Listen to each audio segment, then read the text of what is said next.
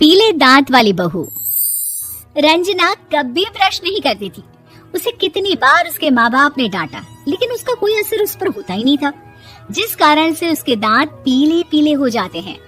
शादी के बाद। अरे बहू, वैसे तो तुझ में कोई कमी नहीं है, पर तेरे दांत इतने पीले कैसे हैं बेटा? कैसे मतलब? कोई सर्जरी थोड़ी ना कराई है। वो तो क्या नाम, मैं ब्रश नहीं करती थी तो पीले हो गए। अब क्या करूं? आप कहें तो लाल करवा लूं या फिर काले? यार ये क्या है, क्यों माँ से लड़ रही हो? लड़ रही हूँ? अरे मैं लड़ रही हूँ या ये बोल रही है कि दांत पीले हैं, पीले। अरे तपस्या थोड़ी ना की है इन्हें पीले करने के लिए। बकायदा ब्रश नहीं किया है 20 साल तक, तब जाकर। छी, कैसी बात कर रही हो? ये उस वक्त तो पीले नहीं थे जब हम लोग तुम्हें देखने आए थे। अरे तब साफ करवा लिया होगा डेंटिस्ट के पास जाकर। अब देखो कैसे पीले पीले लग रहे हैं।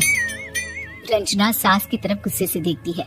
फिर शुरू हो गई पीले पीले पीले।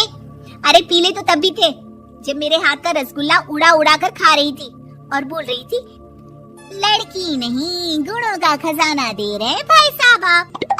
खैर, अब वो लोग करते भी तो क्या करते, पीले दांत वाली बहू पल्ले पड़ी थी तो झेलना तो था ही। एक दिन कीर्तन में रंजना गाना गा रही थी। अरे कमला बहन, माँ का द्वार है, यहाँ तो सब शुद्ध होकर आते हैं, फिर अपनी बहू को ब्रश भी नहीं करवाती तुम। दूर से पीले पीले दांत भक्ति में बाधा उत्पन्न कर रहा है। अरे कोई 2 साल के बच्चे थोड़ी ना लेकर आई हूँ मैं बहू बनाकर। अच्छी खासी लड़की है, अरे कैसे करवाऊं ब्रश? ये तो उसे खुद करना चाहिए ना।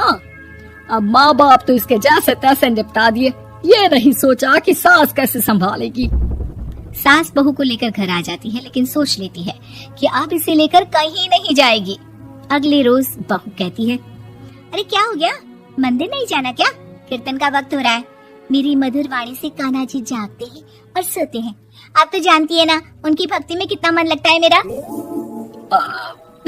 वो क्या है ना, तबीयत ठीक नहीं लग रही है मेरी, आराम करूंगी मैं। तबीयत ठीक नहीं लग रही?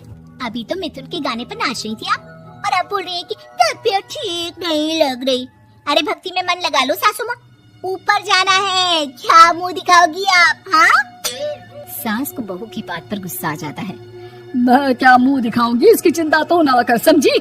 अपने मुंह की चिंता कर, जो ये पीले पीले दांत लेकर हर जगह पहुंच जाती है। पता है लोग कितना मजाक बनाते हैं। ना जी ना, मैं नहीं जाना कहीं तेरे साथ। तो ये बात है, कोई ना, मत जाओ, मैं अपने कमरे में ही बैठकर भक्ति कर लूंगी। ऊपर वाला दांत थोड़ी ना देखता है, मन देखता है, भावना देखता है। और अरे बस बस, तू सब कुछ दिखा, बस ये सफेद चमकदार दांत ना दिखाना किसी को, है? जा यहाँ से। बहू को सास की बात का कोई फर्क नहीं पड़ता, वो तो जैसी थी वैसी ही रह जाती है। सुबह नहाकर किचन में खाना बनाना, फिर खाना खाना, कीर्तन भजन करना और सो जाना। एक दिन, माँ जी मैं सहेली के घर जा रही हूँ, शाम को लेट आऊंगी। हाँ, तो जाना, मैंने कौन सा तेरी आरती करनी है घर पर बैठकर। रंजना सहेली के घर जाती है, जहाँ वो पार्टी में जाने की तैयारी कर रही होती है। अरे शिखा, कहाँ जाने की तैयारी कर रही है? मैं गलत वक्त पर आ गई क्या? अरे नहीं यार, उल्टा सही वक्त पर आई है। मैंने ये साड़ी और ज्वेलरी निकाली है यार, शाम को इनके ऑफिस की एक पार्टी में जाना है। बताना कैसा लग रहा है ये सब? नहीं यार, इस ड्रेस के साथ तो वो वाली ज्वेलरी अच्छी लगेगी। हाँ सही बोल रही है, मैंने ध्यान ही नहीं दिया। वैसे तो हमेशा से मस्त फैशन सेंस रखती है। तो बड़ा जाती होगी ना पति के साथ पार्टी में।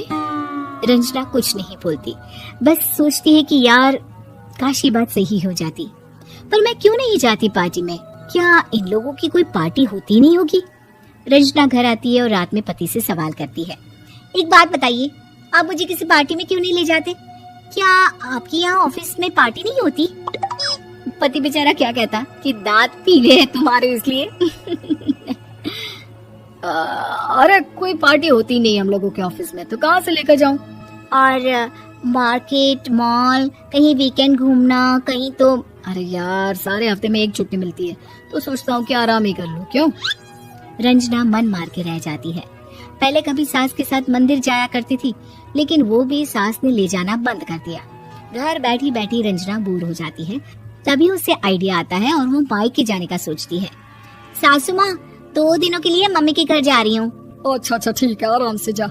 और हाँ, माँ से कुछ अच्छी आदत सीख कर आना कि कैसे शरीर के हर भाग की तरह दांतों की सफाई भी जरूरी होती है, समझी? शुरू हो गई ना आप। वो लोग आपकी तरह नहीं है कि छोटी छोटी बात का बतंगड़ बना दे। उन लोगों के लिए मैं मायने रखती हूँ, ना कि मेरे पीले पीले दांत। रंजना माँ को बिना बताए उन लोगों को सरप्राइज देती है, लेकिन जैसे ही वो दरवाजे पर पहुँचती है, अंदर देखती है कि घर वाले कहीं जा रहे होते हैं। अब माँ, काश रंजना दीदी के दांतों वाली प्रॉब्लम नहीं होती तो वो भी हम लोगों के साथ चलती ना बुआ जी की बेटी की शादी में। हाँ बेटा, लेकिन अब उसे कौन समझाए कि उसको उसके पीले दांत नहीं दिखते, लेकिन उसके आसपास के लोगों को कितना एम्बैरेसिंग फील कराते हैं। मुझे तो कितनी बार उसके स्कूल की टीचर ने शिकायत की कि उसके साथ कोई लड़की बैठना भी नहीं चाहती, और ना ही कॉलेज में कोई उससे बात करना चाहता था। लेकिन पता नहीं क्यों उसे ये बात समझ में ही नहीं आती। कोई कमी नहीं है उस लड़की में, बस यही कि दांत पीले हैं। वो तो भला हो जीजा जी और उनकी माँ का, जो दीदी को जैसी है वैसे ही रखा हुआ है। रंजना को अपने घर वालों की बात सुनकर बहुत दुख होता है। वो सोचती है कि वो क्या करे, लेकिन फिर वो सीधा डेंटिस्ट के पास जाती है, अपने दांत चमकाती है और कसम खाती है कि वो रोज ब्रश करेगी। अरे क्या हो गया, तुम तो 2 दिनों के लिए गई थी ना। पर कोई ना, अच्छा है, चलो आ गई तो। रंजना सास के सामने आकर खड़ी हो जाती है और पूरी स्माइल करती है, उसके चमकदार दांतों को दिखाती हुई। हैं? चले मंदिर। माँ, मुझे माफ कर दीजिए, मैंने आप लोगों को बहुत एम्बैरेसिंग फील करवाया। मैं आज से रोज ब्रश करूंगी।